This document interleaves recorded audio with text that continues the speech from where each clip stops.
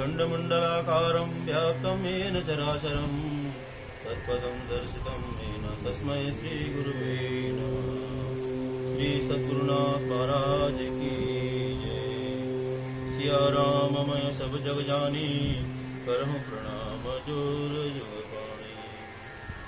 आज भविष्य पुराण में ब्रह्म पर्व के अंतर्गत पुरुषों के शुभाशुभ लक्षण का वर्णन करेंगे। और श्री सद्गुरुनाथ महाराज की जय। राजा शतानिक ने पूछा कि विपेंद्र, स्त्री और पुरुषों के जो लक्षण कार्तिकेय ने बनाए थे और जिस ग्रंथ को क्रोध में आकर भगवान शिव जी ने समुद्र में फेंक दिया था, वह कार्तिकेय को पुनः प्राप्त हुआ या नहीं, इसे आप मुझे बताएं। तब सुमंतु मुनि ने कहा कि राजेंद्र, कार्तिकेय ने स्त्री पुरुष का जैसा लक्षण कहा है वैसा ही मैं कह रहा हूँ। व्योमकेश भगवान के सुपुत्र कार्तिकेय ने जब अपनी शक्ति के द्वारा क्रौंच पर्वत को विदीर्ण किया, उस समय ब्रह्मा जी ही उन पर प्रसन्न हो उठे। उन्होंने कार्तिकेय से कहा कि हम तुम पर प्रसन्न हैं, जो चाहो वह वर मुझसे मांग लो। उस तेजस्वी कुमार कार्तिकेय ने नतमस्तक होकर उन्हें प्रणाम किया और कहा कि विभो, स्त्री पुरुषों के विषय में मुझे अत्यधिक कौतूहल है।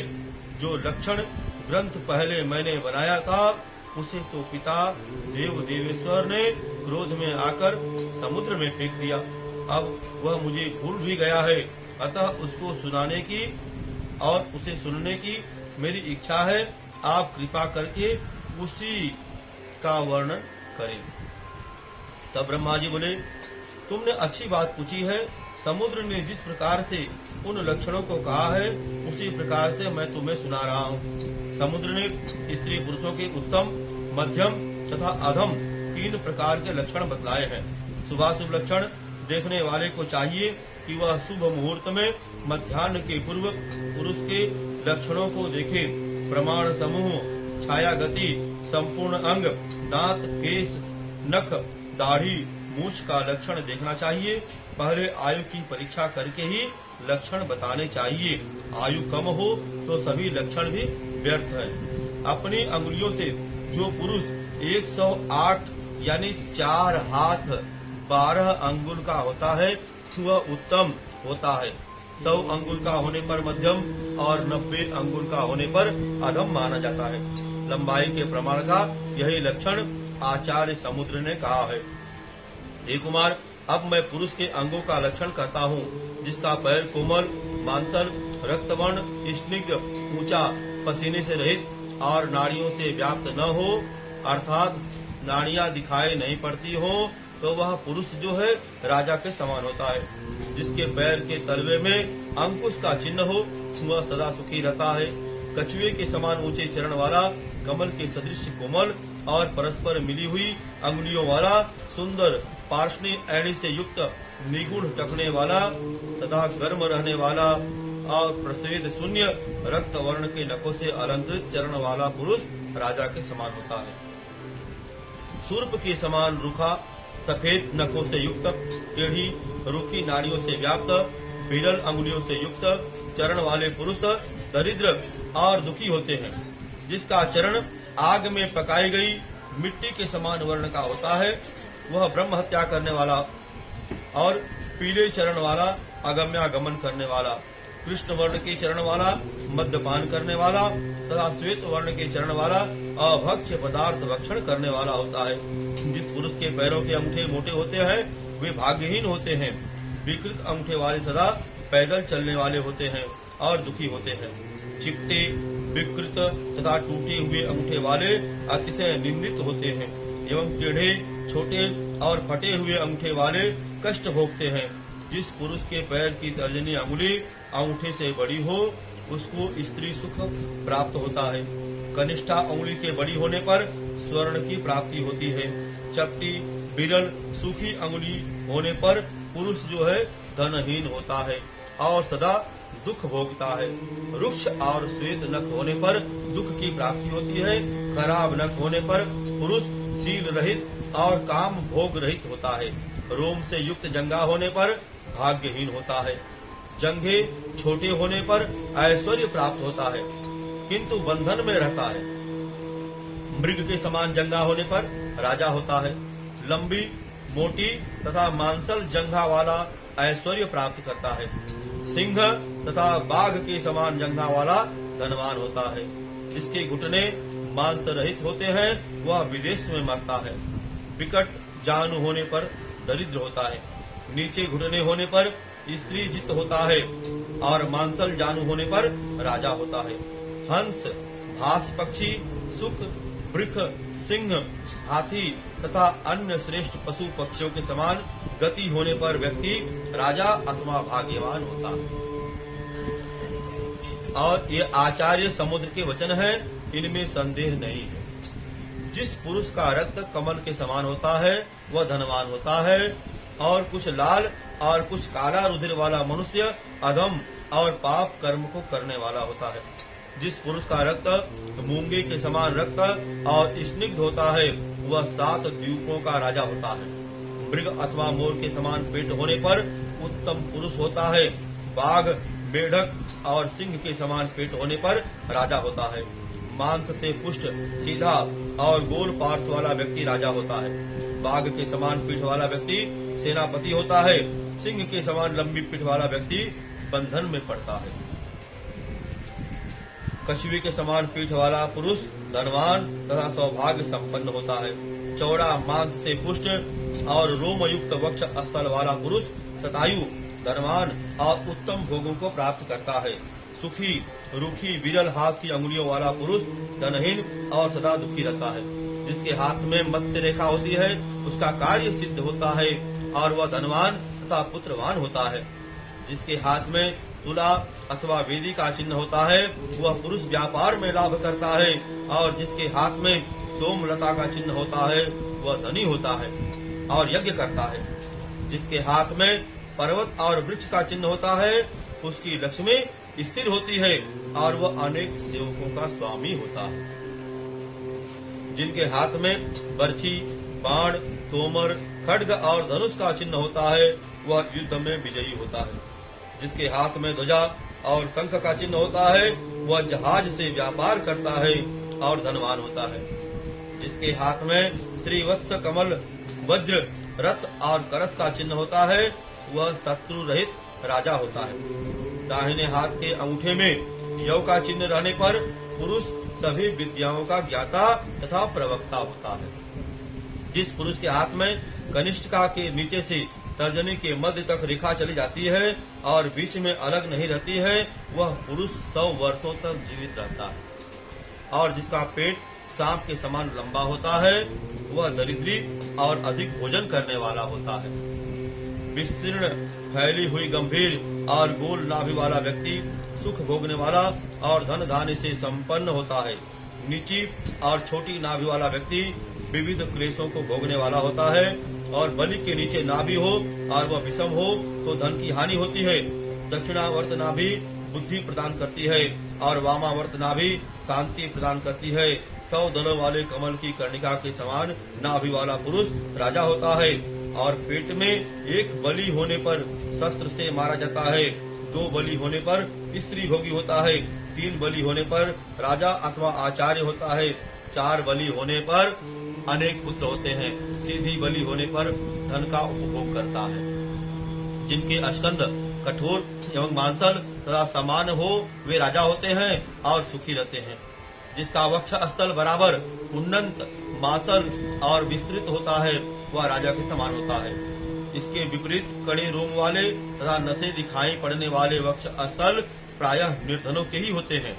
दोनों वक्ष स्थल समान होने पर पुरुष धनवान होता है, पुष्ट होने पर सूरवीर होता है और छोटे होने पर धनहीन तथा छोटा बड़ा होने पर अकिंचन होता है और शस्त्र से मारा जाता है। विषम हनु वाला धनहीन तथा उन्नत हनु ठुड्डी वाला भोगी होता है। चिट्टी ग्रीवा वाला धनहीन होता है, महिष के समान ग्रीवा वाला सूरवीर होता है, मृग के समान ग्रीवा वाला डरपोक होता है और समान ग्रीवा वाला राजा होता है। तोता, ऊंट, हाथी और बगुले के समान लंबी तथा शुष्क ग्रीवा वाला, ग्रीवा यानी गर्दन वाला धनहीन होता है। छोटी ग्रीवा वाला धनवान और सुखी होता है। पुष्ट, दुर्गंध रहित, सम एवं थोड़े रोमों से युक्त कांख वाले धनी होते हैं। जिसकी भुजाएं ऊपर की ओर खींची रहती है वह बंधन में पड़ता है, और छोटी भुजा रहने पर दास होता है।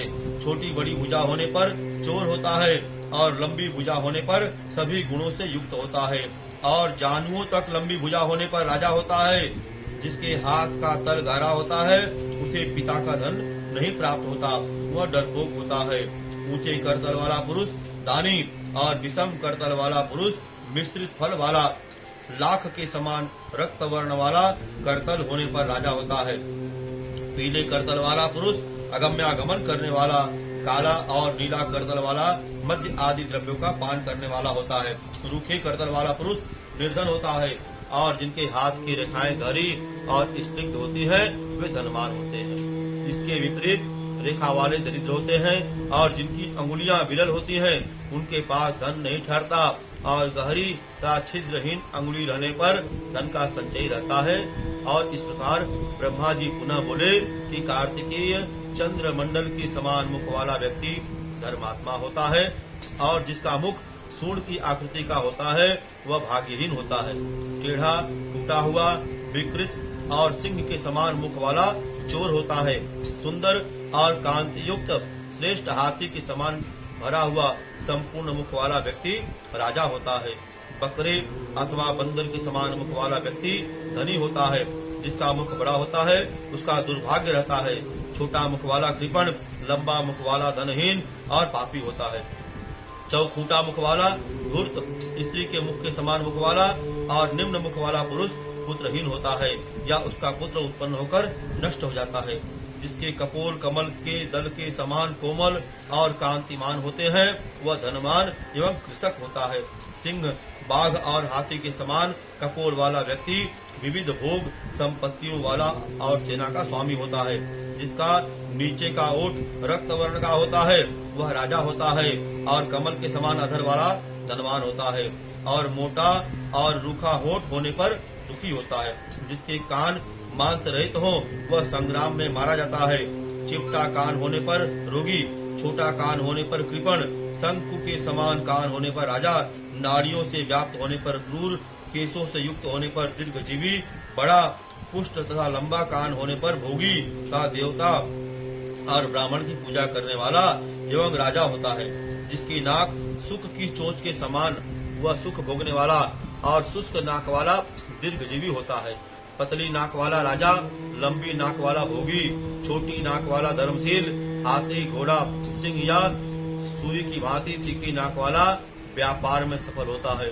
कुंद पुष्प की कली के समान उज्जवल दांत वाला राजा तथा हाथी के समान दांत वाला एवं चिकने दांत वाला गुणवान होता है।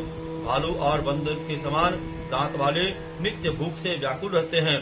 कराल, रूखे, अलग अलग और फूटे हुए दांत वाले दुख से जीवन व्यतीत करने वाले होते हैं।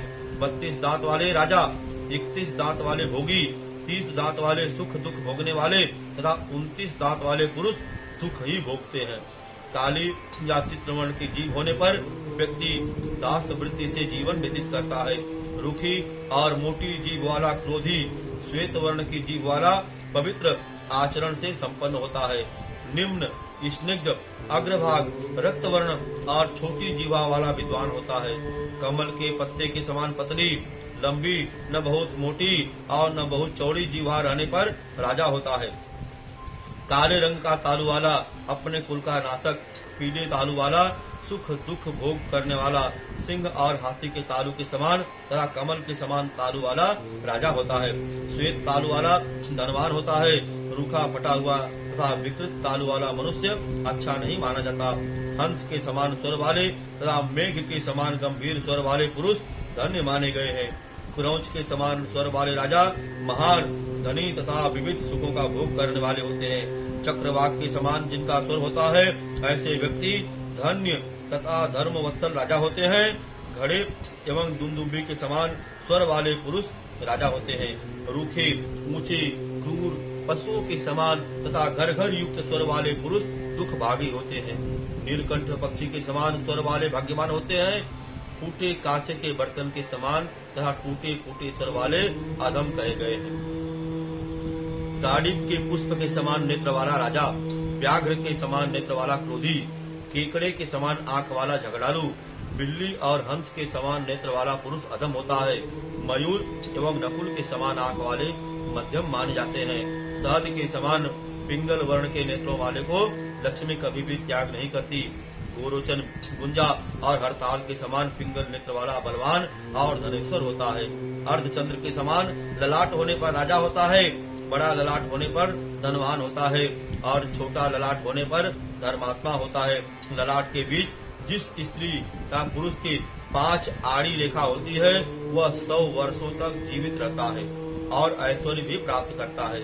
4 रेखा होने पर 80 वर्ष, 3 रेखा होने पर 70 वर्ष और 2 रेखा होने पर 60 वर्ष, 1 रेखा होने पर 40 वर्ष और एक भी रेखा न होने पर 25 वर्ष की आयु वाला होता है।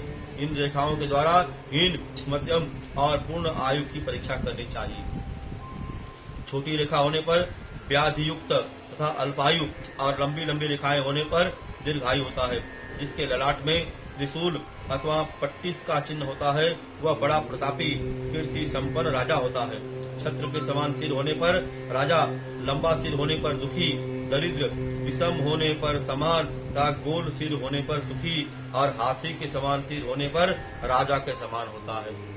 जिनके केश अथवा रोम मोटे, रूखे, कपिल और आगे से फटे हुए होते हैं वे अनेक प्रकार के दुख भोगते हैं। बहुत गहरे और कठोर केश दुखदायी होते हैं। विरल, स्निग्ध, कोमल, भ्रमर अथवा अंजन के समान अतिशय कृष्ण केश वाला पुरुष अनेक प्रकार के सुख का भोग करता है और राजा होता है। यह ब्रह्मा जी ने भगवान कार्तिकेय से जो है पुरुषों के शुभाशुभ लक्षणों का वर्णन किया और यह पुरुषों के शुभाशुभ लक्षणों का नामक अध्याय जो है आज यहाँ पर विश्राम लिया। बोलिए श्री सद्गुरुनाथ महाराज की जय। धर्म की जय हो, अधर्म का नाश हो, प्राणियों में सद्भावना हो, विश्व का कल्याण हो। ओम काल हर, कष्ट हर, दुख हर, हर हर महादेव की जय। बोल बजरंग बली की जय।